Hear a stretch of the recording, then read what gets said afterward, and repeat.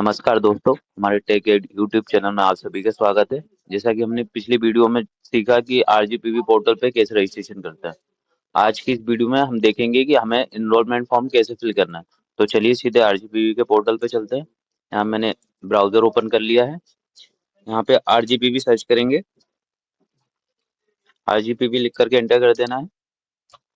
ये फर्स्ट वाले ऑप्शन पे आपको क्लिक करना है। इसके बाद स्टूडेंट लाइफ पर क्लिक कर देना है। यहाँ पर पोर्टल रजिस्ट्रेशन जो हम कर चुके हैं, पिछली वीडियो में हमने देखा पोर्टल रजिस्ट्रेशन कैसे करना है। जिसने रजिस्ट्रेशन नहीं किया है तो वो इस ऑप्शन पे क्लिक करेंगे। जो रजिस्ट्रेशन कर चुके हैं उनको लॉगिन करना है। तो यहाँ पे हम लॉगिन पे क्लिक कर देंगे। यहाँ पे जो आपका यूजर नेम है, एनरोलमेंट नंबर है, वो आपको यहाँ पे एंटर करना है।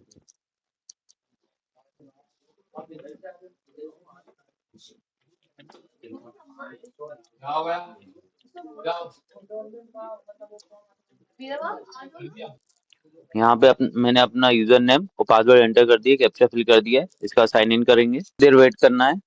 तो ये जैसा कि यहाँ पे मेरा अकाउंट ओपन हो गया है, लॉगिन हो चुका है सक्सेसफुली। अब आपको क्या करना है, यहाँ से स्टूडेंट होम पेज पे चले जाना है। यहाँ से आपको डैशबोर्ड पे क्लिक करना है। इसके बाद आपको जाना है स्टूडेंट सर्विसेज। इस पे क्लिक करेंगे तो फर्स्ट ऑप्शन मिल जाएगा आपको फिल एनरोलमेंट फॉर्म। तो सबसे पहले हमें इसी पे क्लिक करना है। यहाँ आपको आपका नाम टाइप करना है। जैसे मैं यहाँ पर मेरा नाम आ गया अमन कुमार वर्मा। यहाँ लिखा है, यहाँ हिंदी में नाम लिखने हेतु अपना नाम अंग्रेजी में टाइप करें एवं स्पेस बार दबाएं। तो जैसा कि मैं यहाँ पे अपना नाम इंग्लिश में लिखूंगा और स्पेस दबाऊंगा तो ऑटोमेटिक वो हिंदी में कन्वर्ट हो जाएगा। तो आप स्मॉल कैपिटल कैसे भी अपना नाम लिख सकते हैं। जैसा कि मैंने अमन लिखा, स्पेस दबाया तो ये ऑटोमेटिक हिंदी में हो गया है।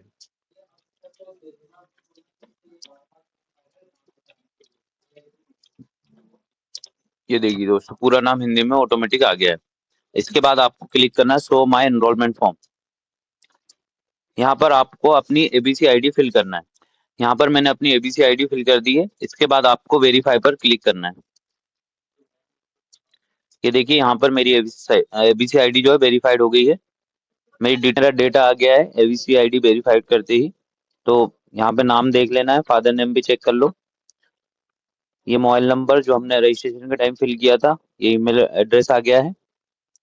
जैसा कि मैंने बताया था कि वहां पर मदर नेम फिल नहीं होगा, आपका एनरोलमेंट में ही आपको मदर नेम टाइप करना पड़ेगा। तो आप अपने 10 12 और एडमिशन स्लिप तीनों में चेक कर लें, मदर नेम फिर फिल करें।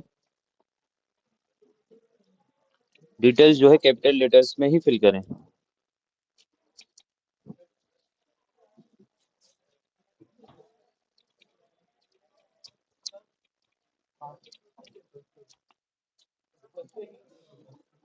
डेट ऑफ बर्थ में चेंजेस नहीं होंगे, जो आपकी डीटी पे डेट ऑफ बर्थ है वही रहेगी। अगर कुछ करेक्शन है तो वो उसका हम आपको बता देंगे, आप काउंटर पे आके कांटेक्ट कर सकते हैं, या ऑफिस में जो भी है आप वहां जाके आपको बताना है अगर आपका डीओबी में कोई चेंजेस है तो। कैटेगरी का बता देता हूँ, ध्यान से सुनना सभी लोग। जो एमपी के बाहर के बच्चे हैं उनको अनरिजर्व सिलेक्ट करना है, यूआर सिलेक्ट करना है।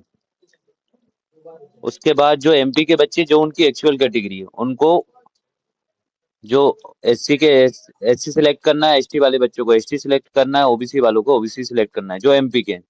आउट ऑफ एमपी को यूआर ही सिलेक्ट करना है। इसके अलावा कोई कैटेगरी उनको सिलेक्ट नहीं करनी है, ध्यान रखना है। इसके बाद ये क्लास दी हुई है। अगर आपके फादर इनमें से किसी भी सर्विसेज में थे तो आपको सिलेक्ट कर लेना है। यहाँ पे कोड दिए हुए हैं, जैसे एक्स दिया है नील के लिए, तो मेरा यहाँ पे कुछ भी नहीं था फादर का, तो मैं यहाँ पे नील सिलेक्ट कर लूंगा। इसके लिए मुझे एक्स सिलेक्ट करना है, तो ये मैंने एक्स सिलेक्ट कर लिया। आपको यहाँ पे रिलीजन सिलेक्ट कर लेना, जो भी आपका रिलीजन है। यहाँ पे रिलीजन मैंने सिलेक्ट कर लिया है। नेशनलिटी सबकी इंडियन ही रहेगी।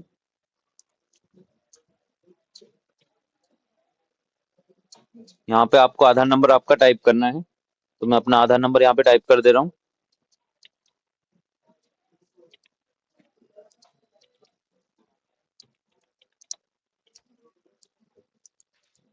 कंट्री इंडिया ही रहेगी, तो यहाँ कुछ नहीं करना है। यहाँ आपको अपना एड्रेस डालना है, तो आधार कार्ड से अपना एड्रेस चेक कर लें क्या है, सही एड्रेस ही डालें। तो यहाँ पर मैंने अपना परमानेंट एड्रेस जो है फिल कर दिया है। अगर आपने रजिस्ट्रेशन करते टाइम जो एड्रेस डाला था वो आपका ठीक है, परमानेंट एड्रेस है, तो आप इसको कॉपी करके भी यहाँ पे फिल कर सकते हैं। तो मैंने यहाँ ये कॉपी करके इसको यहाँ पे पेस्ट कर दिया है। ठीक है, नेक्स्ट चलते हैं। डिस्ट्रिक्ट मेरा भोपाली है, स्टेट एमपी है, मैंने सिलेक्ट कर लिया। यहाँ पे आपको मोबाइल नंबर आपका एंटर करना है। ठीक है, तो यहाँ पर टेलीफोन नंबर आएगा, तो मेरा कोई टेलीफोन नंबर नहीं है तो मैं इसको ब्लैंक छोड़ दे रहा हूँ। इसके बाद नेक्स्ट चलते हैं। ये पिन कोड है, तो जो मेरा पिन कोड है मैंने यहाँ पे फिल कर दिया है। अब चलते हैं मोड ऑफ एडमिशन। तो यहाँ पर बड़े ध्यान से आपको सिलेक्ट करना है। यहाँ पे आपको तीन चीजें देखनी है। या तो आपका एडमिशन सीएलसी में हुआ होगा, जैसा कि मोड ऑफ एडमिशन का मैंने आपको बताया, या तो आपका एडमिशन सीएलसी में हुआ होगा या 10+12। तो ये क्वालिफायर राउंड होता है 10+12। तो इसके बाद जे डबल ई मेन, तो जिसका भी इन तीनों में से किसी एक में एडमिशन हुआ है वो आपको यहाँ पे सिलेक्ट कर लेना है। जे डबल ई मेन, 10+2 या सीएलसी। कुछ बच्चे ऐसे होंगे जिनका एडमिशन आईपीएस कैटेगरी में हुआ होगा, तो उनको ये देखना है कि उन्होंने जेडबलई का एग्जाम दिया है। अगर जेडबलई का एग्जाम दिया है तो जेडबलई सिलेक्ट कर लें, नहीं दिया है तो 10+2 सिलेक्ट कर लें। ठीक है, कुछ बच्चे ऐसे होंगे जिनका एडमिशन लेटरल एंट्री में हुआ होगा, तो उनको यहाँ पे सिलेक्ट करना है LES डिप्लोमा बेसिस। ठीक है, तो मेरा एडमिशन जो है डबल ई जेडबलई के बेसिस पे हुआ था, तो मैंने यहाँ पे जेडबलई मेन सिलेक्ट कर लिया है। इसके बाद मैं जेडबलई के अपने जो भी परसेंटाइल है वो यहाँ पे फिल कर दे रहा हूँ।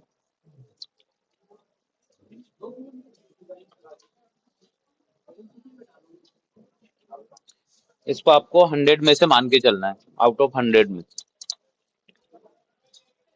इसके बाद मीडियम ऑफ इंस्ट्रक्शन सभी का इंग्लिश रहेगा, तो सभी लोग इंग्लिश सेलेक्ट कर लें। इसके बाद यहाँ पर लिखा हुआ है 10+2 और 10th in case of diploma only. आपको क्या करना है, आपको 12th के यहाँ पे मार्क्स फिल करना है।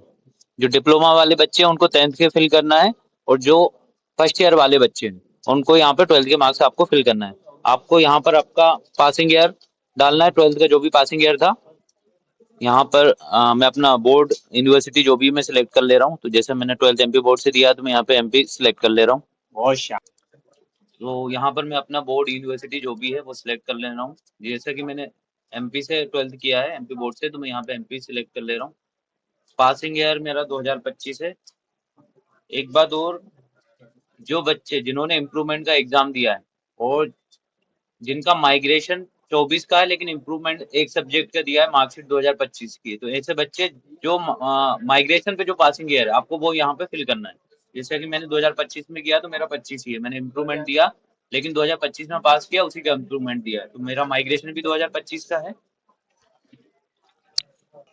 एक बार मैं फिर से आपको क्लियर कर देता हूँ। यहाँ पे बोर्ड आपको वो सिलेक्ट करना है जिस बोर्ड से आपने 12th किया है। तो मैंने एमपी से किया है तो मैं यहाँ पे एमपी सिलेक्ट कर रहा हूँ। इन बोर्ड में से जिसका भी जो हो वो यहाँ पे सिलेक्ट कर ले। इनमें से अगर ना हो, कई बच्चे ऐसे होंगे जिनका ओपन बोर्ड होगा, तो वो अदर करके अपना जो भी बोर्ड है वो यहाँ पे लिख सकते हैं, या इनमें से जो नाम नहीं दिख रहा है आपके बोर्ड का तो अदर करके उसका नाम आप लिख सकते हैं। जैसे अदर करता हूँ तो यहाँ पे नाम टाइप करने का ऑप्शन आ रहा है, तो मेरा एमपी था तो मैंने यहाँ पे एमपी कर दिया। ठीक है, पासिंग ईयर जिन बच्चों का माइग्रेशन जिस ईयर का है वो आपको यहाँ पे फिल करना है। कुछ बच्चे ऐसे होंगे जिन बच्चों ने इम्प्रूवमेंट दिया होगा, अगर इम्प्रूवमेंट दिया है आपने और माइग्रेशन 2025 का है तो पासिंग ईयर आपका 2025 ही रहेगा। लेकिन आपका माइग्रेशन 2024 का है और आपने इम्प्रूवमेंट एक दो सब्जेक्ट का दिया है और माइग्रेशन नहीं आया है, तो उस कंडीशन में आपका पासिंग ईयर 2024 ही करना है, जो माइग्रेशन में वो आपको फिल करना है। जैसा कि मैंने 2025 में पास किया है और इम्प्रूवमेंट भी मैंने 25 का ही दिया है, तो मेरा माइग्रेशन 2025 का है, तो मैं यहाँ पे 2025 यहाँ पे अपना पासिंग ईयर फिल कर देता हूँ। यहाँ पे आपको 12th में जो ऑप्टेन मार्क्स हैं वो आपको फिल करना है। यहाँ पे आपको टोटल मार्क्स डालना है। ये मैंने अपने 12th के मार्क्स डाल दिए। डिप्लोमा वाले बच्चों को क्या करना है, यहाँ पर अपने 10th के मार्क्स डालना है डिप्लोमा वाले बच्चों को। उसके बाद उनकी जो यूनिवर्सिटी थी जहाँ से उन्होंने डिप्लोमा किया वो यहाँ पे अपना फिल करेंगे।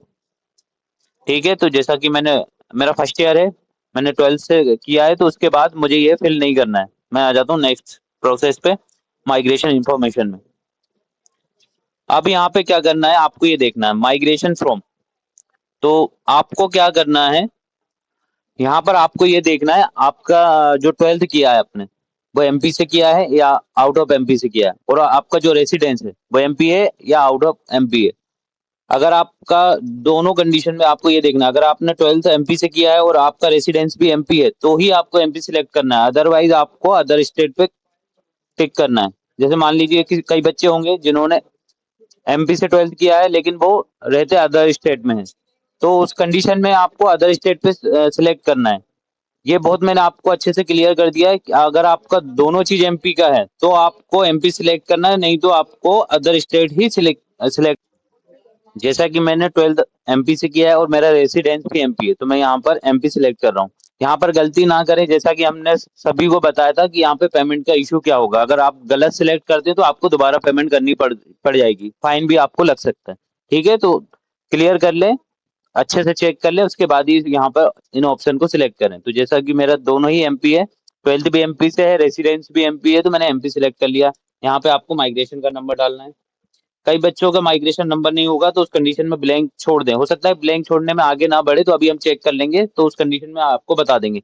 अगर आगे नहीं बढ़ता है तो यहाँ पे नील भी आप लिख सकते हैं या 00 आपको फिल कर देना है। तो मैं अपना यहाँ पे माइग्रेशन नंबर फिल कर दे रहा हूँ।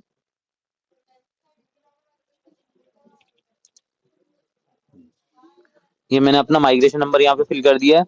अब यहाँ पे बोल रहा है name of the board university last attend with year. ठीक है, तो यहाँ पे मैं अपना बोर्ड सिलेक्ट कर रहा हूँ, क्योंकि मेरा बोर्ड ही था। मैं डिप्लोमा वाले बच्चे को यहाँ पर यूनिवर्सिटी या जो भी उनका था वो सिलेक्ट कर लेना, बोर्ड या यूनिवर्सिटी जो भी था। तो मेरा बोर्ड था, तो मैंने यहाँ पे बोर्ड सिलेक्ट कर लिया। एमपी बोर्ड था, तो यहाँ पे एमपी सिलेक्ट कर लिया है। यहाँ पे मेरा पासिंग ईयर है 2025, तो यहाँ पे मैंने 2025 सिलेक्ट कर लिया। ये सारी डिटेल्स मैंने अपनी फिल कर दी हैं। अब मैं सबमिट एंड नेक्स्ट कर दे रहा हूँ यहाँ पे। तो यहाँ पर आ गया है, ये देख लीजिए। एमपी वाले बच्चों को जिनका रेसिडेंस एमपी है और 12th भी एमपी से किया, उनको 150 पे करना है। ठीक है, यहाँ पर ये अमाउंट आ गया है, तो यहाँ पे आपको ओके कर देना है।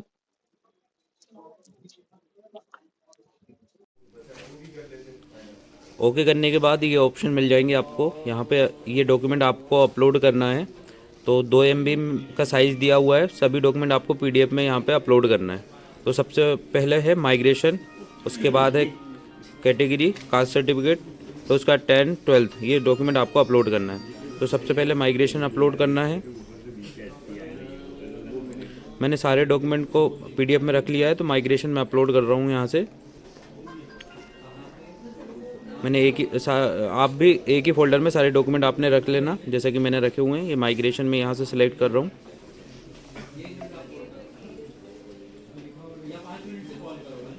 ये माइग्रेशन मैंने यहाँ पे सिलेक्ट कर लिया है। इसके बाद कास्ट सर्टिफिकेट, जैसे कि मेरी OBC कैटेगरी थी, तो मैंने OBC का कास्ट सर्टिफिकेट यहाँ पे PDF में रख रखा था, मैंने अपलोड कर दिया।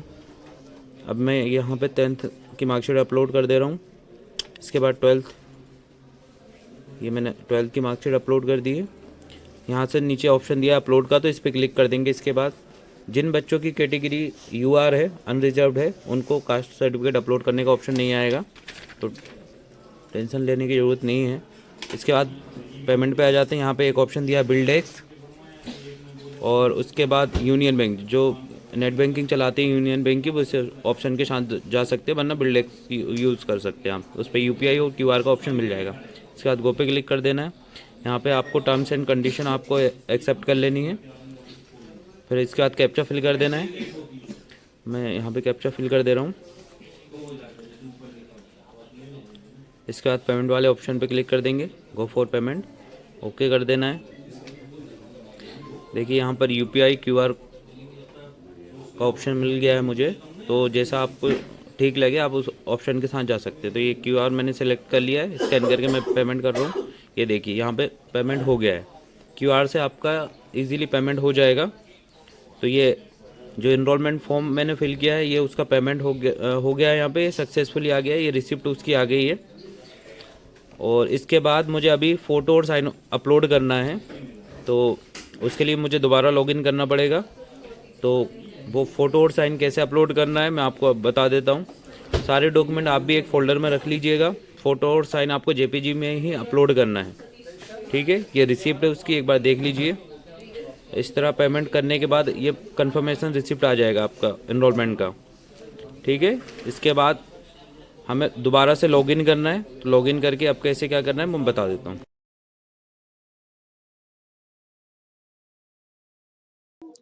तो यहाँ पे मैंने अपना enrolment number, password, captcha fill कर लिया है। यहाँ से हम साइन इन करेंगे। दोबारा से देख लेते हैं।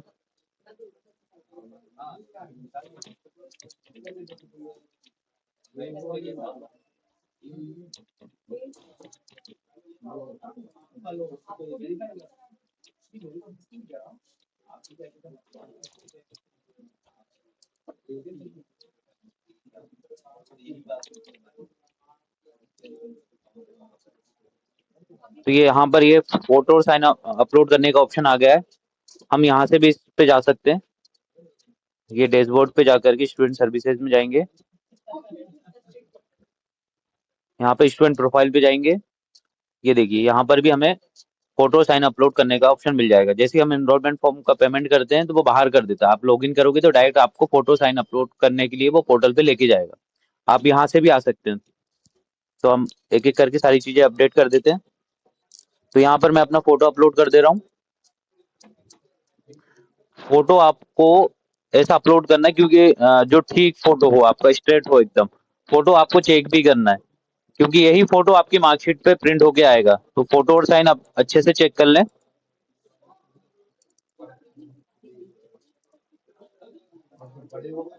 ये मेरा फोटो आ गया है, ठीक है। इसी तरह हम सिग्नेचर अपलोड कर देंगे।